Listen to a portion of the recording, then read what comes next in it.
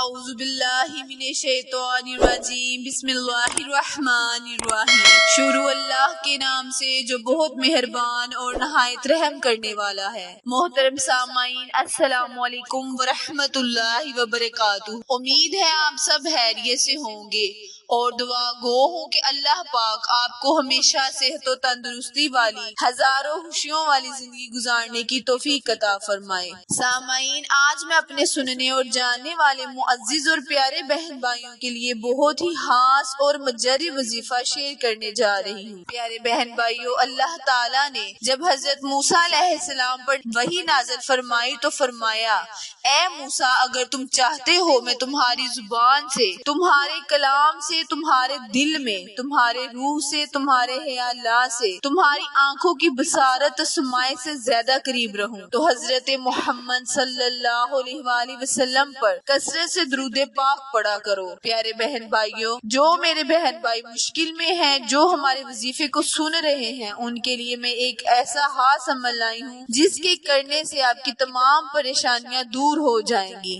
یہ عمل ماہ سفر مظفر کے بابرکت آخری جمعرات کا ایک خاص عمل ہے۔ یہ عمل جمعرات کے دن کسی بھی وقت کیا جا سکتا ہے۔ گھر کی تمام پریشانیوں کے لیے یہ عمل بہت ہی خاص ثابت ہوگا انشاءاللہ۔ اور جو میری بہنیں مجھے دعائیں کے لیے کہتی ہیں، ان کے لیے بہت ہی خاص اور مجری وظیفہ ہے، کیونکہ یہ عمل، یہ وظیفہ ایک اسم اعظم کا وظیفہ ہے۔ اگر کوئی یہ چاہتا ہے، یہ کہتا ہے، یہ جانتا ہے کہ اللہ پاک کا اسم پاک ایک ہے تو یہ غلط ہے۔ پیارے بہن بھائیوں، اللہ پاک کی بہت سے عظیم اور تاثیر والے نام ہیں۔ ہر نام اپنی اپنی فضیلت اور تاثیر چھپی ہوئی ہے۔ پیارے بہن بھائیوں، جو کوئی بھی اللہ کے پیارے ناموں سے اور محسوس ناموں سے اللہ رب العزت کو پکارتا ہے تو اللہ اپنے بندے ناچیز ہر پکار کو فوراً قبول و منظور فرما لیتا ہے۔ اللہ رب العزت فرماتا ہے کہ میں اپنے پکارنے والے بندے کی تمام دعائیں قبول کر لیتا ہوں۔ اللہ رب العزت نے پیارے آقائے دو جہاں رحمت العالم بنا کر بھیجا، اور آپ جیسا پہلے نہ کوئی آیا اور نہ ہی کوئی آئے گا انشاءاللہ۔ قرآن مجید میں ایمان والوں کو رحمت العالمین پر درود بھیجنے کا حکم دیا گیا۔ پیارے بہن بھائیوں، یہاں تک کہ فرشتے بھی نبی کریم صلی اللہ علیہ وآلہ وسلم پر درود بھیجتے ہیں۔ نبی کریم صلی اللہ علیہ وسلم پر ایک مرتبہ درود بھیجنا 10 رحمتوں اور 10 گناہ معاف ہو جاتے ہیں۔ اللہ تعالیٰ کی طرف سے نازل ہونے والی رحمتوں کے صدقے بیماریوں سے چھٹکارا نصیب حاصل ہوتا ہے۔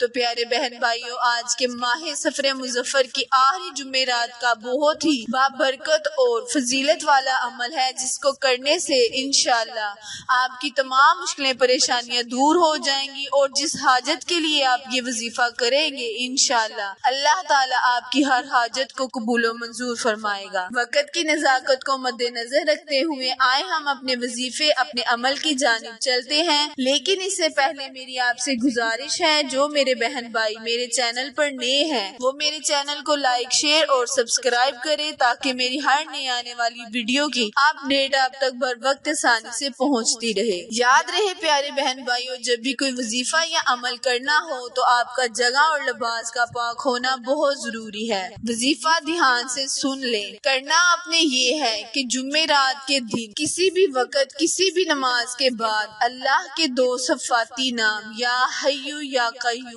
یا حیو یا قیوم، تنہائی میں اندھیرے میں بیٹھ کر آپ نے اللہ کے یہ ناموں کا ورد کرنا ہے۔ 313 مرتبہ اللہ کے یہ ناموں کا ورد کریں، اول آخر 11 مرتبہ درود ابراہیم پڑھ کر انشاءاللہ اللہ سے جو بھی آپ مانگیں گے بفضل خدا اللہ تعالیٰ اپنی رحمت کے صدقے آپ کو ضرور عطا کرے گا۔ یہ وظیفہ آپ ہر جائز مقصد، ہر حاجت کے لیے کر سکتے ہیں۔ آخر میں دعا ہے، التجا ہے کہ اللہ پاک میرے اور آپ کے ہر گناہ کو معاف فرمائے، آمین۔